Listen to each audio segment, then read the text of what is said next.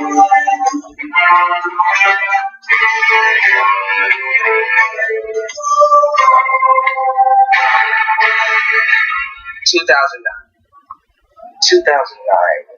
goodness. I think this year in particular was extremely bad. 2009 has to be one of the worst years for WWE in terms of the on-screen product. Now, SmackDown overall, okay, good to great. Raw was absolutely garbage. Remember, WWE went straight PG during this time. So all the craziness we got in the previous years, blood, no more. Cussing, no more. They had to cut out a lot of the things we grew accustomed to, other than Suck It from DX. Apparently that got through. But regardless, they completely changed everything in terms of their presentation, in terms of who they're appealing to. They became a more kid-friendly show. And let me tell you, the product suffered. And to hurt the WWE more, around this time, UFC was doing some big numbers with Brock Lesnar. If you are one of the fans who stopped watching during this time, whether it is to watch TNA and ROH, both great wrestling companies, or to watch UFC, I understand. Because this was not the best time to be a WWE fan. This is the first of 6 years in a row where SummerSlam took place at the Staples Center. So from 2009 until around 2015, every SummerSlam will be held in LA at the Staples Center. Why? Because it drew a big house. So, easy money for them, right? Let's just get to some details, because quite frankly, when it comes to 2009, it's one of those weird SummerSlams where, okay, the stuff from SmackDown was good. Everything else, details. Runtime was 2 hours and 50 minutes. The date was August 23rd, 2009. Staples Center, Los Angeles, as I said. Attendance, 14,116. The crowd. Let me stop right here and just talk about the crowd. There were moments during the show where the crowd was dead. You know, they were just kind of sitting on their hands. You got that a lot this year. Especially on Raw. Oh my goodness, that was during that Raw host run where they brought in C-list celebrities to run the show. Commentary. Getting a bad taste in my mouth now. Commentary for SmackDown was Jim Ross and Todd Grisham. For Raw, it was Jerry the King Lawler and Michael Cole. And for ECW, it was Josh Matthews and Matt Striker. Ring announcers were Justin Roberts, Lillian Garcia, and Tony Chimel. First match, right off the bat, was a great match from what? SmackDown. Rey Mysterio versus Dolph Ziggler. The first appearance of Dolph Ziggler before he was the show-off. He was just, hi, I'm Dolph Ziggler. Remember that gimmick? I do too. He was awesome. He still is awesome. I just feel like he wasn't broken. Yes. This was motivated Dolph Ziggler when he was actually trying to get over with the audience. And you fast forward almost 10 years later, it's a totally different Dolph Ziggler. But this Dolph Ziggler had an awesome match with Rey Mysterio. I thought this was a really good opener. The crowd was into it. I mean, Ziggler was one of the only people to keep up with Rey Mysterio at the time. So Rey was actually able to go all out. He did some really good stuff in this match. Even now, I feel like Ziggler should have won. But it is what it is. John Morrison eventually beats Rey Mysterio. But it is what it is, really. I mean, it made Ziggler look great. Lots of near falls. Lots of crazy action. Great opener from SmackDown. And then we go to a Raw match involving MVP and Jack Swagger. On paper, that sounds very blah. Very bland. And guess what? It was.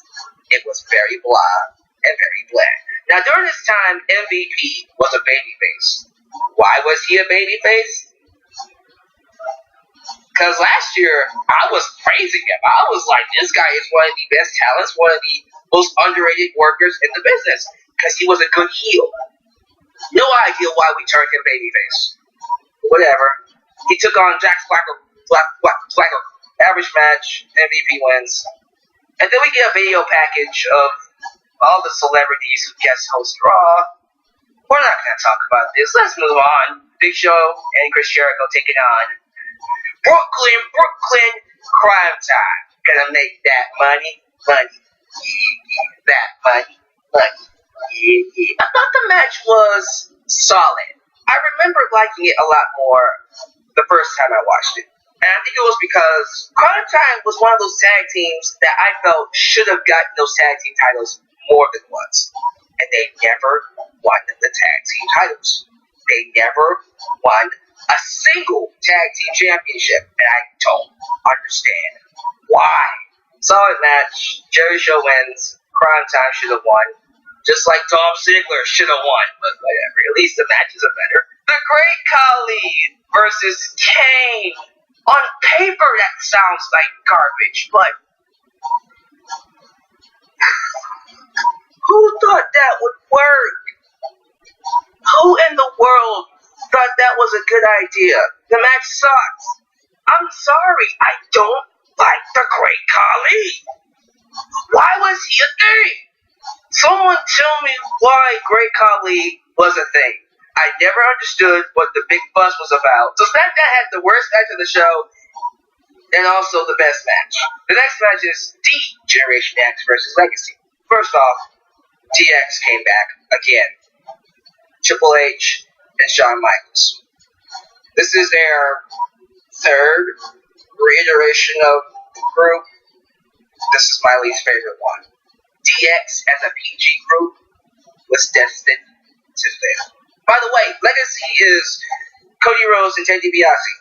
In case you forgot about the group, it didn't really leave all that much of an impact. I do like the concept, third generation, second generation superstars coming together. Orton, Cody, Ted. I don't know, I just kind of feel like at the end of the day, it's easily forgotten. You know what I'm saying? This was a good match. I thought both teams went in there and put on a pretty strong match. Good performances from all four men. ECW Championship, Christian. Yes, Christian came back at this time against William Regal, and he beats him in 8 seconds. Not really worth anybody's time. Not even worth the rating. Done. WWE Championship match, Randy Orton versus John Cena. What the hell was up with the false finishes in this match? How many did we get? Randy Orton pushed the referee, and then he got counted out, and then he used the ropes, and then a fan interfered, and then Orton ends up beating John Cena with an RKO. The overbooking in this match was ridiculous. Literally, their worst match together. Quite frankly, I would take any of the other matches over this one. This was hot garbage. What the hell was this? Why did they feel the need to overbook the hell out of this match? I didn't like it at all. And it didn't help that they tried to do the whole formulaic, we're going to have a slow-paced match and have it pick up at the second half. And I'll admit it, I liked their match in 2007. It was a solid match. This was garbage. Awful match. It's no wonder fans got so sick of seeing these two wrestle over and over and over and over and over and over and over again. Once you've seen one Cena Orton match, you've seen them all. Following that match is match of the night. The rightful main event. TLC, tables, ladders, and chairs. Jeff Hardy versus CM Punk. Fantastic match. This is when CM Punk had his infamous heel turn. One of the best rivalries that year, if not rivalry of the year. Honestly, it might have been WWE's rivalry of the year. It should have been. Punk was such a good heel. I think both of them made each other feel very special. Both of them made each other feel like main event players. One of the best matches in SummerSlam history, easily. I even like the stinger at the end. When CM Punk beats Jeff Hardy, we see The Undertaker appear. And I can remember at the time being so excited about seeing the feud. And then I remember how it ended. So dumb. So dumb. It's okay, because in the end, CM Punk still became a megastar in his own right. 2009 was such a weird show. You had some high points, and then you had some low points. Very low points. So nothing else really to say. Give me your thoughts about it down below. We got one more. 2010. I'll be all caught up. So see you then. Your boy, the X-Men, signing off.